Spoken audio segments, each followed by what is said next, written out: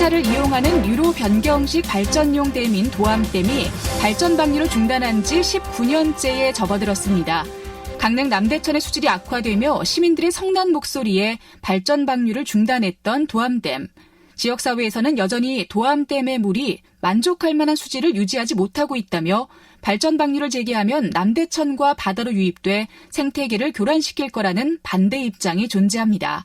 하지만 남대천의 건천화와 수자원 부족 해소, 신재생 에너지 확보, 지역경제 활성화 차원에서 더 이상 발전 방류를 중단해선 안 된다는 주장도 제기되고 있는데요.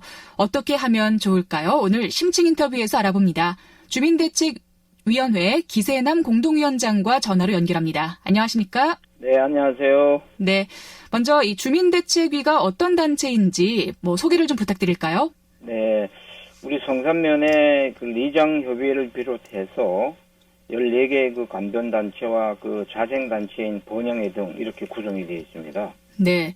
이 도암댐 문제가 19년 전 일부터 좀 짚어봐야 할 것 같아요. 그 당시에 어떤 이유로 발전 방류가 중단된 거죠? 지금 제한된 시간에 다 말씀드릴 수는 없지만은 제 개인적으로 볼 때는 그 당시 중앙정부나 지방자치단체가 정책 결정을 하는데 정책적인 문제가 좀 오류가 있었다 이렇게 보여지고요.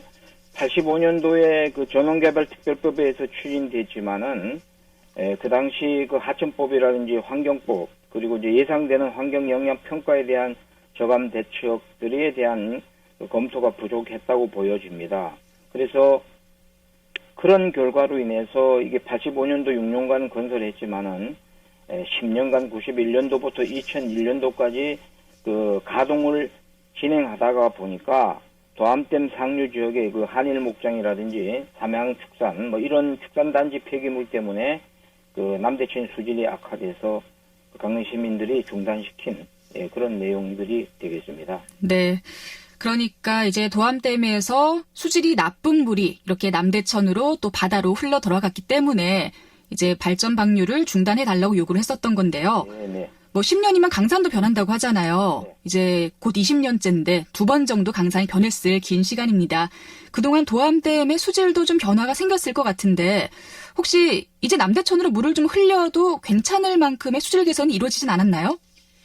그 계량적으로 수질 검사는 계속 했지만은 그 내용에 대해서도 수질이 많이 좋아졌다고 이렇게 보여지고 또 실제 도암댐 그 상류 지역에 삼양축산 한일 목장 이런 축산 산업이 그 사용화되었기 때문에 그 환경에 대한 그 영향이 많이 줄어들었고 또 그 정부가 환경에 대한 규제를 많이 강화하는 한 부분이 또 있고 그리고 수질 개선을 하는 공법이나 물질들이 많이 개발됐기 때문에 수질이 많이 개선되었다고 저희들은 보고 있습니다. 네.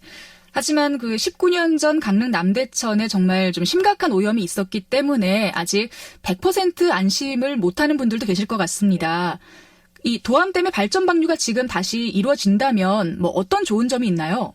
우선은 이제 발전이 중단된 지 20년이 지났는데 20년 이후에 지금 현재 남대천과 이 생태계에 어떤 문제가 있냐 이렇게 살펴본다 그러면 지금 남대천은 상당히 그 건천화되어 있어 물이 없습니다. 그래서 생태계에 여러 가지 어려운 점들 그리고 하천이 유지하려고 그러면 최소한도 하천 유지 용수량이 유입이 돼야 되는데 그런 유입량이 부족하고 그렇게 되기 때문에 어족 자원이나 이런 생태계가 파괴가 되는 그리고 이제 포남교 하류에 보면은 강릉시에서 107억이라는 예산을 들여서 생태 하천을 만들었어요. 근데 그 하천도 지금 5등급으로 전락이 돼 있고 그 매년 그 단오 행사 때 보면은 물이 부족하니까 오봉 저수지 그 물을 보내달라는 그리고 또 갈수기 때는 저수율이 40% 이하로 막 떨어지는 그렇게 되기 때문에 그 급수 생활용수를 제한 급수를 해야 되고 사천 저수지에 물을 오봉 저수지로 유입을 해야 된다는 그 예산을 100억을 요청하는 이런 것들이 오늘의 그 문제점으로 자리 잡고 있는데 이제는 이제 이런 어려운 그 부분을 이제 개선해야 되겠다. 그럼 발전을 재개한다 그러면 어떤 문제가 이렇게 생길 건가를 생각해 본다면 국가적으로는 이제 신재생 에너지 전력을 생산하는 효과가 있을 거고, 온실가스가 저감이 되겠죠. 그리고 광역이나 지방정부 차원에서 양질의 전력을 공급한다든지 공업용수라든지 농업용수 뭐 이런 것들을 대체 에너지를 이제 이용할 수 있겠고, 그리고 이제 하천 유지 용수를 또 유입이 되니까 홍수 조절 기능도 되겠고, 뭐 기타 공기업 유치를 됨으로써 지역 경제도 활성화되고, 무엇보다도 이제 지방 세나 세의 수입들이 많이 유입이 되죠. 뭐 이런 네. 것들이 상당히 그 발전을 재개했을 때 우리 지역에 유익한 점이라고 볼 수 있겠습니다. 그렇군요. 이제 다음 달 초에 한국수력원자력 사장과 면담을 하신다고 들었는데요. 네. 그 자리에서 좀 어떤 얘기를 전달하고 싶으신가요? 우선은 20년 동 중단이 돼 있으니까 이 발전을 할 거냐 말 거냐라는 것에 대해서 이제 질문을 할 거고요.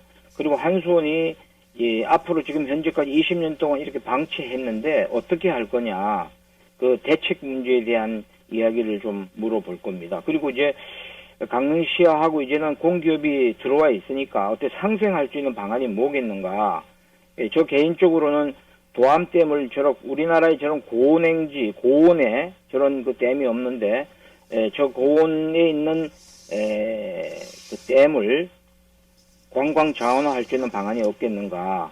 뭐 이런 것들도 지방정부하고 협의를 해야 된다. 그런 요구들을 할 생각입니다. 네. 전문가들은 당장 결론을 내리기보다 좀 공론화시키는 시간이 필요하다라고 조언을 하던데요. 네. 이 문제를 어떻게 풀어가려고 하는지 마지막으로 의견 간단하게 부탁드립니다. 예, 그거는 뭐 전적으로 전 동의합니다. 그동안에 저도 의정활동을 했는데 그 강릉시가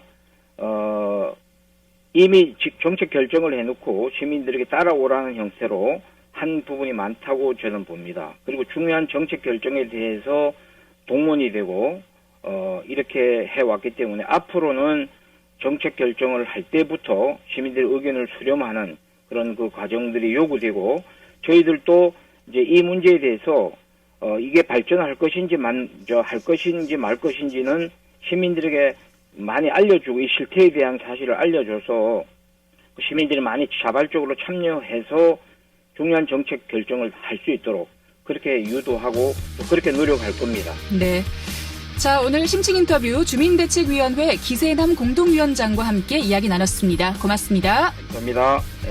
네, 11월 28일 목요일 라디오 동서남북 오늘 순서는 여기서 마치겠습니다. 저는 내일 이 시간에 다시 인사드릴게요.